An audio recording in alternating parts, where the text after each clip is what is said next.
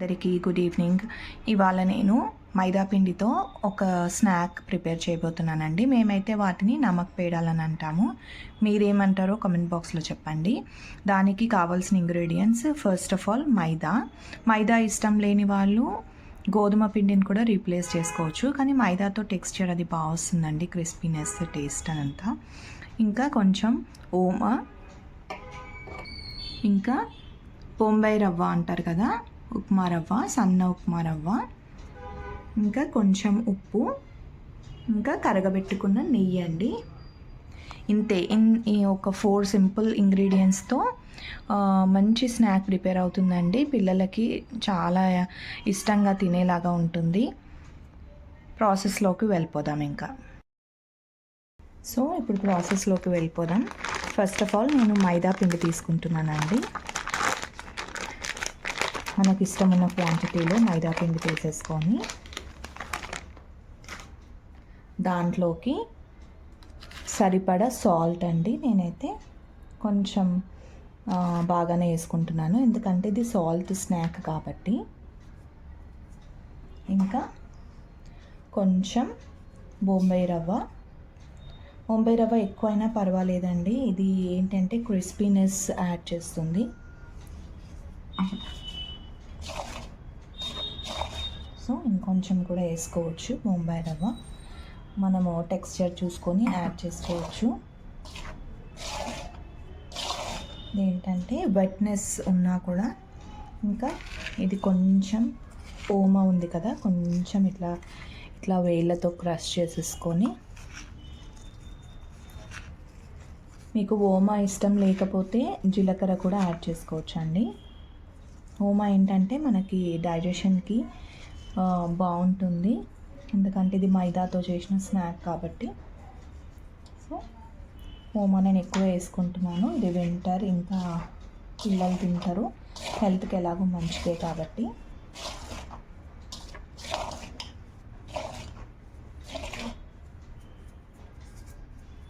తర్వాత కొంచెం కరగ్గగొట్టిన నెయ్యి వేసుకుంటున్నానండి. ఈ పిండి కలుపుకోవడంలోనే టేస్ట్ ఉంటుందండి, ఏ రెసిపీ అయినా సరే, పిండి వంటలు అంటే. సో ఇది వేడిగా ఉంది కాబట్టి నేను ఎక్కువ దీంతో స్పూన్తో చేస్తున్నాను.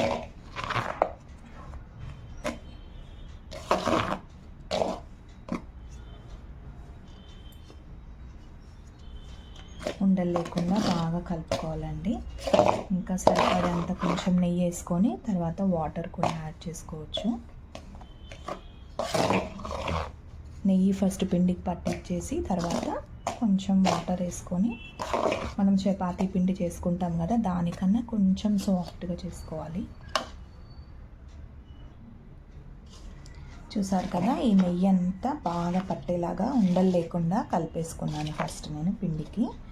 సో ఇట్లా ముద్ద కడితే ఇట్లా రావాలన్నమాట. సో నెక్స్ట్ మనం కొద్దిగా వాటర్ యాడ్ చేసుకుందామండి. ఒకటేసారి కాకుండా కొద్దిగా వాటర్ యాడ్ చేసుకొని ఇట్లా కలుపుకుందాము.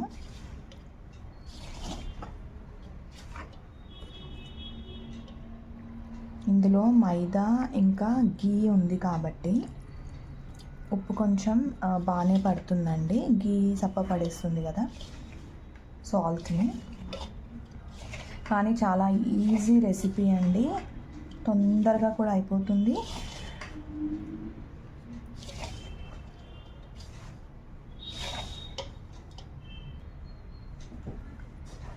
సో ఇట్లా చపాతీ పిండిలాగా తడిపేసుకోవాలండి.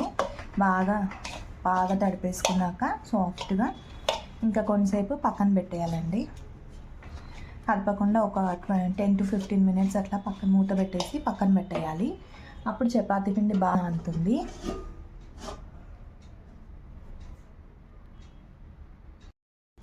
సో ఆఫ్టర్ 15 minutes బ్యాక్ నేను ఇది ఓపెన్ చేస్తున్నానండి. సో ఇట్లా సాఫ్ట్ అయిపోయింది చూడండి, ఇట్లా సాఫ్ట్.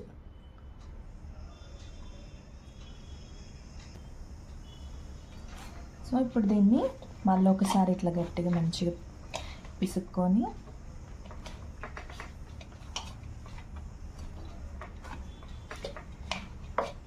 ఈ డిష్ స్పెషాలిటీ ఏంటంటే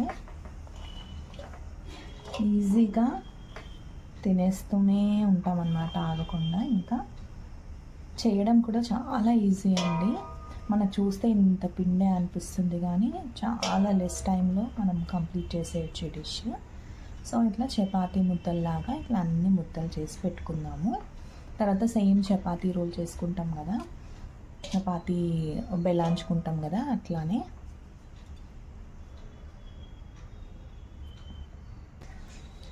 సో ఇట్లా రోల్స్ చేసేసుకున్నాం కదా, మళ్ళీ మైదా పిండిలోనే డిప్ చేసుకొని ఇట్లా చపాతీని బెలాయించుకుంటాం కదా, సేమ్ అట్లానే బెలాయించుకోవాలండి. దీనికి రెస్ట్రిక్షన్ ఏమి ఉండదు. అంటే ఇంతమంది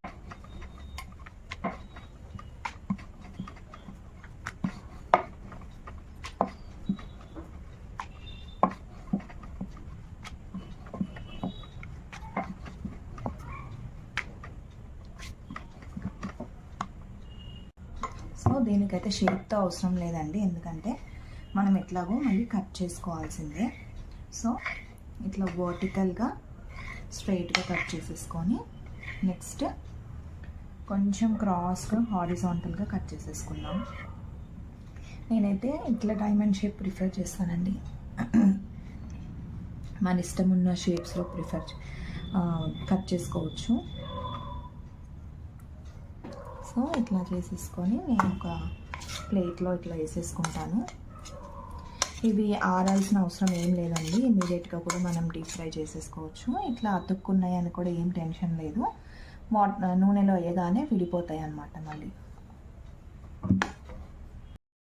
సో నెక్స్ట్ ప్రాసెస్ ఏంటంటే డీప్ ఫ్రై చేయడం. పొయ్యి పైన ప్యాన్ పెట్టుకొని ఆయిల్ వేసుకుందాం. డీప్ ఫ్రై కాబట్టి ఆయిల్ ఎక్కువనే వేసుకోవాలండి.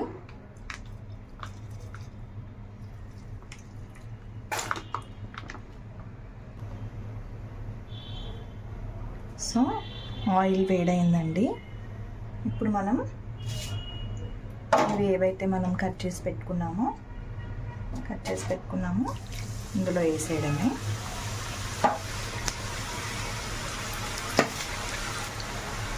వేసేసి ఇట్లా స్టెప్ చేసేయడమే.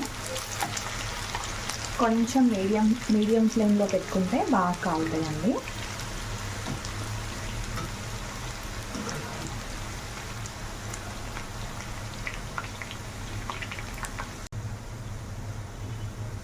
ఏ పిండి వంటలైనా సరే అండి, పిండి కలపడంలో ఇంకా వేపడంలోనే ఉంటుందండి దాని టెక్స్చర్ అనేది, టేస్ట్ అనేది.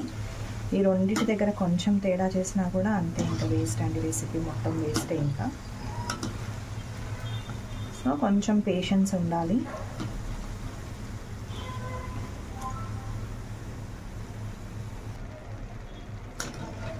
ఇది కొంచెం ఇట్లా గోల్డెన్ బ్రౌన్ కలర్ వచ్చినప్పుడే తీసేయాలండి.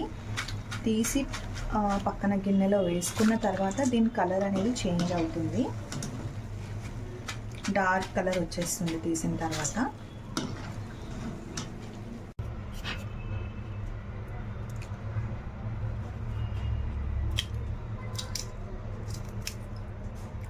సూపర్ టేస్టీ రెసిపీ అండి. నేను ఒకసారి టేస్ట్ చేస్తాను. అనిపిస్తుందండి,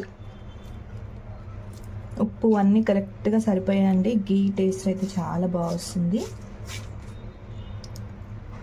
పర్ఫెక్ట్గా కుదిరిందండి. Thank you for watching. Please like, share and subscribe my YouTube channel. Take care, bye.